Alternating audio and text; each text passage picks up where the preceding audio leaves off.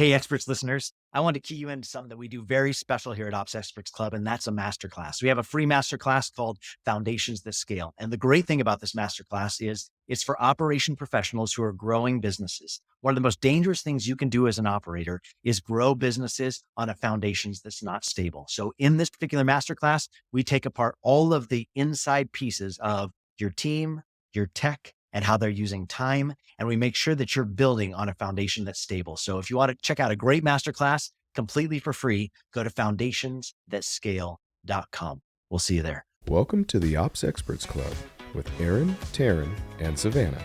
This podcast will take you behind the scenes of some of the finer details of multi-million-dollar companies. These ops experts have dealt with operations for scaling companies and well-established businesses with anywhere from small to large teams. If you've ever been deep into the details of a major company, then you know how much it takes, and these conversations are just for you. Welcome to the Ops Experts Club podcast. Ops Experts Club. There it is, Terryn. Cool. Hey, so Terryn Turner, great to see you today. Hope your day's going well. Thank you. You too. Ops experts, hope your day and my day equally going well. Yes, I'm excited to be here with everybody.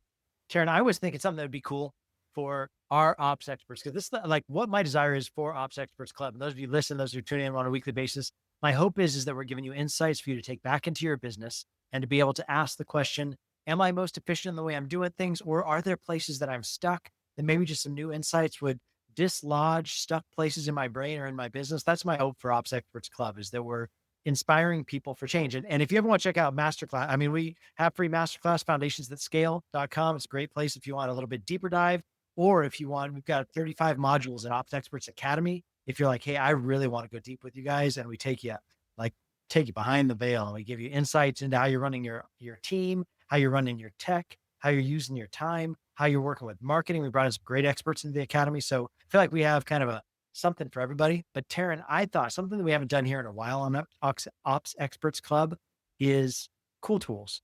And I thought it'd be a good thing for us to bring back. Cool tool. Cool. No, that's a cool tool. That is a cool tool. And I feel like sometimes we take for granted that we work with a lot of really big names out there, who the benefit of working with big names out there is they pay the big bucks to test out all the cool tools. So then we get the expertise and experience of working with really cool tools to determine, is that really a cool tool, or is that just a really expensive one? And then how can we roll it back to people that no matter what your budget is, you're able to implement some pretty cool tools that hopefully make your business more efficient from an operations perspective. Yeah. I love cool tools. Cool tool is the coolest. Yeah. I get to work with so many cool tools. I also get to work with dumb tools, which is a different segment, but we don't have to talk about that today. We also get to work sometimes with dumb clients, which means no matter how cool the tool is, it doesn't matter, because no matter what you bring, it's not going to work. So none of our clients currently are dumb, but we have had some dumb clients in the past. So I think that sometimes tools can't help. So just realize tools can only get you so far. Sometimes you have to use cool tools in cool ways to get cool results. Yep.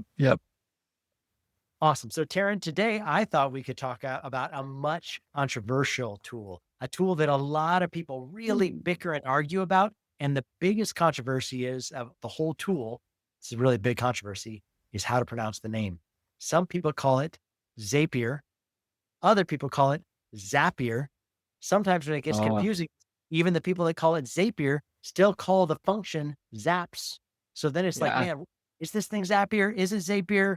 Man, we all agree it zaps. What are your thoughts? Do you have a dog in the fight on this one? Well, whenever I get into an argument, I just like to find out the intel. And so I saw the blog from Zapier, and it's Zapier, like happier. And that's where the name came from. Good. That means I was right, which means I'm probably right with GIFs instead of GIFs. But I know you don't agree with that one. So I'm not going to. Well, GIFs, the G in it stands for graphics. So you're not right. Well, I call them graphics. That's what I thought. So you are right. Thanks. I just want to make sure. Yeah. Okay, so let's talk. So I feel like Zapier is something that we use honestly for almost every single one of our clients at some function, some level, because there's a disconnect in communication without it. So do you want to give just kind of a high level overview of Zapier and how most people use it? Yeah, for sure. So, I mean, if anybody's ever used an online application, Usually they've got a spot in there and it's got like integrations, and that means this company that created this tool has been able to integrate with these other tools that might be helpful. The issue is there's so many tools out there. These apps cannot possibly integrate with all of them. So Zapier fixed that by integrating with all of them together at the same time. Don't know how, but I know why. And so now you can have different apps across different anything talk to each other and kind of do whatever you want with data, actions, moving things around, putting people in different places, and not literal people because we can't teleport yet, but people's identity points. If Zapier could figure that part out, man, we could make a grip off that. Yeah. So yeah, an easy kind of example is Stripe. A lot of people have heard of Stripe. A lot of people use Stripe. Stripe connects to some things. Some things connect to Stripe. Stripe does not connect to everything though.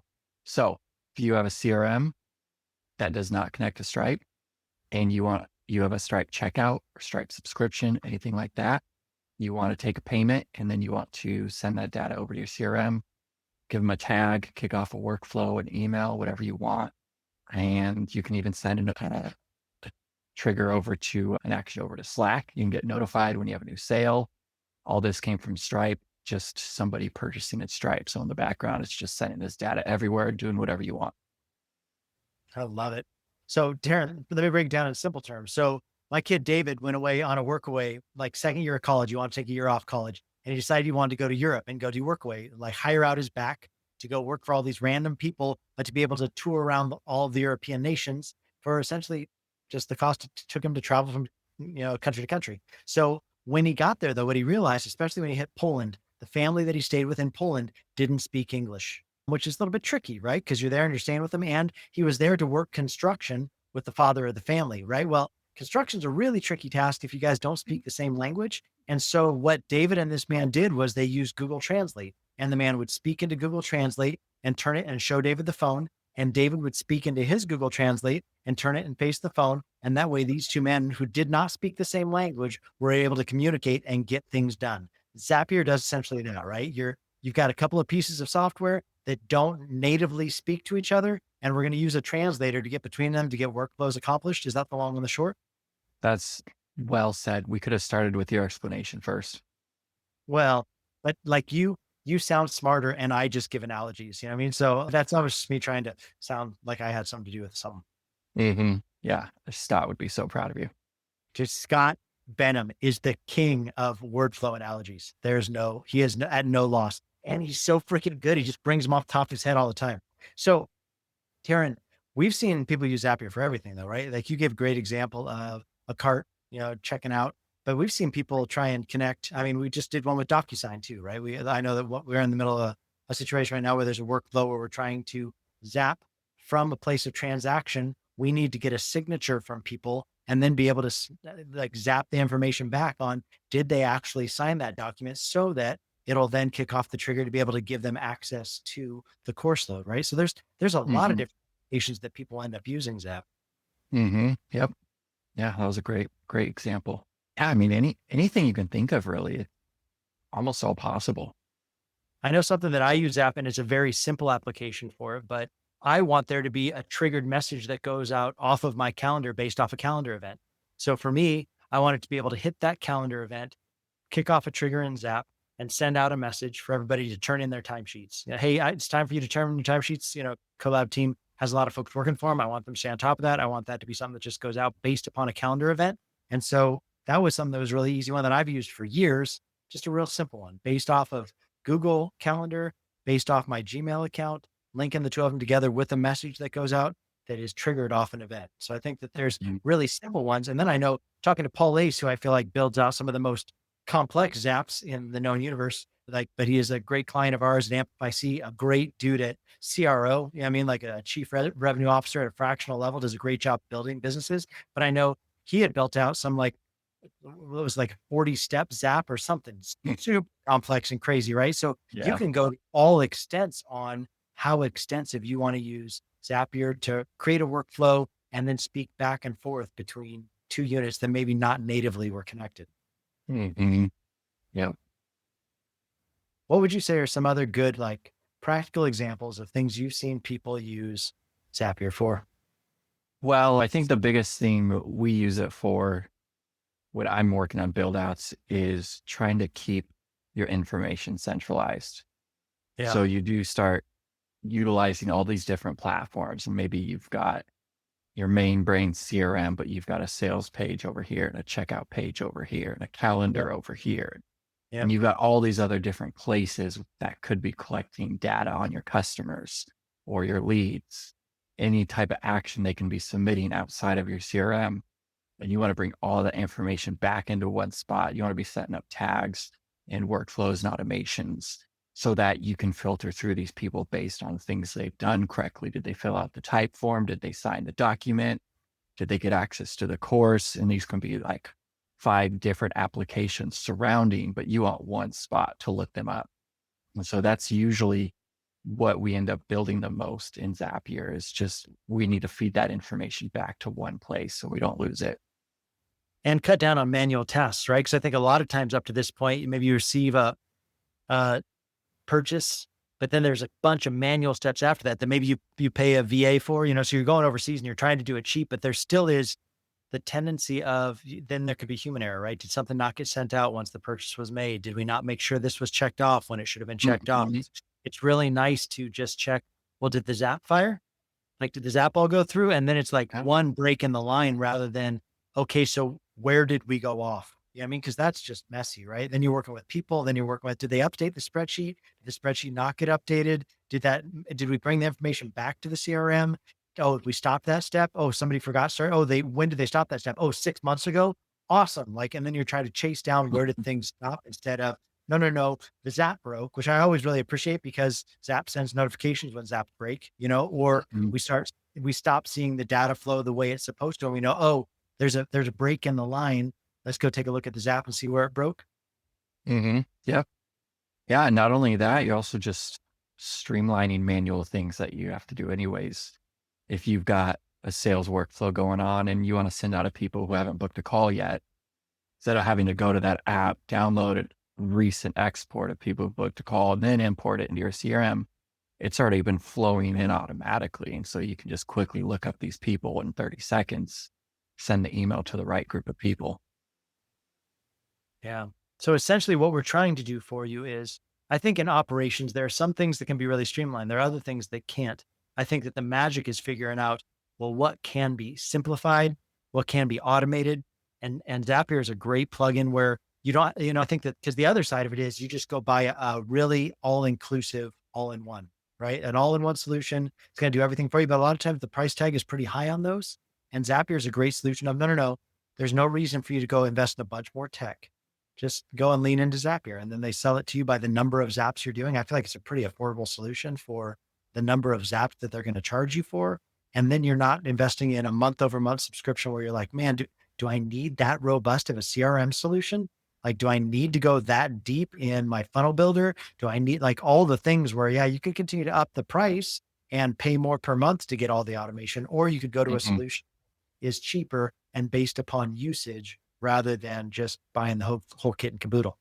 Yeah. Yeah. They got a lot of options there. I think another one that I've seen people use is if you're in love with your funnel builder, but you don't want to use it as your CRM. Maybe what I've seen in the past is CRMs, their checkout page isn't the sexiest. Even if you drop that code in, even if you try and drop a form in the middle of your funnel page, like it just doesn't look right, And so people are like, I don't want people to get to my sales page the moment of action and glory that I need them to take action and it to look freaking wonky. Like that's not what, like it's got to be slick. It's got to be smooth. So then they commit to the funnel being the one that builds it all the way through. But the funnel isn't what we need as an ops team to be able to make sure all the things fire on the backside. We need the CRM to be driving that. And so I think, like you were saying, that's a great example of, build out as sexy as you want. Once it transacts through Stripe, through whatever the payment gateway is that you're using, then we'll pick up the Zap that way. It'll bring it into the CRM, and then we'll drive all the fulfillment functions off the back of it without compromising the beauty and the quality of what you want your forward facing customer purchasing page to look like. Yep. Another great one. Terryn Turner, are there other great examples of things that we've seen people use Zaps for that have just been a really good solution? Would be another good one. I mean, there's a lot of things you can do with it. And what's cool is there used to be a limitation in Zapier, which was these are the list of actions you can choose from, triggers you can choose from. There's the list of actions you can do after that. But they've opened up and they will allow you to now create custom actions and triggers using their AI builder. And so you're Wow. just telling it what you want it to do. And it's reading through the API language that it knows from these places, because that's all a trigger and an action is they've pre-configured based on API language for this to work. But now they're letting you try to build something and go off on your own. And so I have been able to build things that it didn't say it could do on its own, but it let me build based on the knowledge I had and the knowledge I knew could happen. So I feel like that was a pretty cool thing they've implemented recently, just to kind of expand even further on what you're capable of doing. Terryn, what's been your experience? Yeah, that's an awesome feature. I think the more and more AI is getting involved, I think it just is mind blowing how many things can be done by just asking, and then it's saying, yeah, actually that all the raw resources are here to do that. Let's web that together for you. Let's create what you're going to need. I love that. How would you say their customer service is over at Zapier? When you get stuck, when you do reach a spot where it's like, this is unsolvable without getting somebody from tech involved, do you feel like you've had pretty good results on customer service turnaround? I've had mixed results. And I think one of the issues that I can understand they're dealing with is they're kind of the middleman. Mm-hmm. And so I could be working through something on Zapier, but the issue is actually this program that updated, Right. and Zapier just hasn't caught on that it's updated, and now it's broken. Right. Zapier is the middleman that I'm working with, and they're like, we got to go to them to get this fixed. I'm sorry you're dealing with that. So they aren't always able to fix everything. Yeah. Sometimes they blame the other application, but if it's something you're working through, that is their fault. They've been very responsive and helpful. That's great. And I know we did have, I think we're in the middle of something like that right now with DocuSign, right? Where it's like some of those apps that are super secure, or they're adding a new layer of security. So then sometimes a generational Zap that worked previously, but it was before they rolled out some new security update, it starts hitting roadblocks when it starts trying to bring data back across. Is that what you mean? Sometimes they're just updates that break the chain? Yeah. So they'll change things internally on an app, and maybe they'll have an update. And so these programs will just there'll be a small disconnect between them, and the data won't be coming through correctly anymore. Yeah. When do you think, Terryn, is the time? I feel like Zapier, the thing that I think is best about Zapier is in the online education space, a lot of people aren't starting with a ton of money. They've got an idea. They know it's going to work really well. They know people are going to get excited about it, right? They bring it to the masses. When they bring it to the masses, they need a delivery vehicle. So they buy the necessary pieces they're going to need to deliver their solution to folks, whether that be a course they've created, or, something that they've designed that's going to be a real help by way of an asset. And, so they kind of hamstring stuff together. I think that Zapier is great because they take the hamstringing and they make it easy, right? All these different pieces of technology before you have to really invest in, like we talked about earlier, a more heavy duty CRM, before they make a HubSpot, before they make a investment in something that's more hefty, is going to cost more money. Even there are a lot of different solutions out there that you could go deep in. When would you say the threshold is when people need to start considering, hey, Zapier was great for the era of business that we were in before in this regard, but we've kind of gotten to a spot that we probably need to level up into something a little bit heavier duty? When do you think that point? Because I think there does come a time where if you're doing thousands of Zaps, right, it can get pretty expensive once you start climbing up into some upper echelon of Zaps. Oh yeah. I mean, up to 50,000, 100,000 Zaps, you can easily be paying, I don't know what it's at now, $500 to $800 a month. Yeah. But I wouldn't say it's the number of Zaps. I would say it's probably the number of connections you have, and how reliant you are on it. What core of business is it functioning? Yeah. That's good. So that's a good thing for people to work through. Then how many connections is it connecting? And then how many actions is it taking from those different connections? That's what actually ups your price. It's just the actions that up the price. They give you unlimited Zaps and connections, but I'm just thinking when to kind of reevaluate how you're using it. Yeah, that's good. Because I know there was a time when Stephen Diaz and the Rainmaker team, like they were paying an extraordinary amount of money for their Zap subscription because of the amount of activity Zapier was actually carrying for them. And I know that's when they really started looking at a technology shift or a shift in the workflow, right? Like, do we still need this? Is this just something generational that we did a couple of eras back that we actually have evolved past, evolved beyond? And so I think probably reviewing systems, right? Just because we've always done it like that doesn't mean, like any order of business, right? It doesn't mean that we always should do it like that. And as if I know we've advocated just a couple of shows ago about like auditing your tech spend. And if you start watching your Zap bill really start to climb, you would say that's the time to really start looking at, do we still need all these connections? Is this still the best solution to get to the destination that we're trying to get to? Mm-hmm. Yeah, absolutely. Cool. Any words of the wise, Terryn? If somebody's thinking about Zapier, like would you remember they have a good knowledge base that's connected to the platform itself? Are there good YouTubes out there? What would you say for people that are wanting to look into Zapier, want to see if it's a solution for themselves? I would say they've made it easier than ever to get started with zero knowledge with their AI builder, where you just tell it what you want it to do and it can just kind of recommend and set it up mostly for you. And then you just have to fill in the blanks. First name here, email here. This is the tag. Outside of that, knowledge base, good community forums.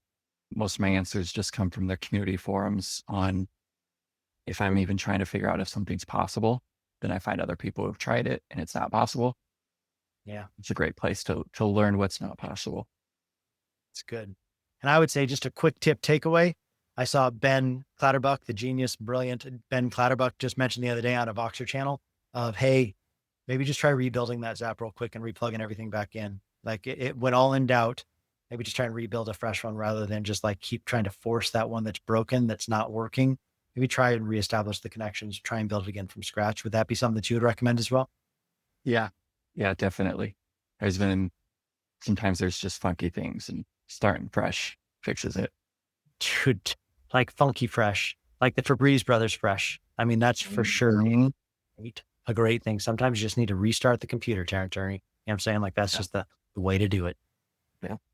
Awesome. Well, Terryn, I love your knowledge. I love your ability to break down the complex into simple. I hope ops experts, you enjoyed our time together today as we talked about cool tools, Zapier. If you want to check out Zapier, we've got a link in the comments down below. And I hope this helps you guys. And we'll see you next week here on Ops Experts Club. Thanks, Terryn. Awesome. Bye. Thank you for tuning in to the Ops Experts Club podcast. New episodes available every week on Spotify, iTunes, and everywhere you listen to podcasts. If you're curious about how some of the biggest names in entrepreneurship have scaled their businesses to the next level, check out some of our best content on this topic by going to foundationsthatscale.com.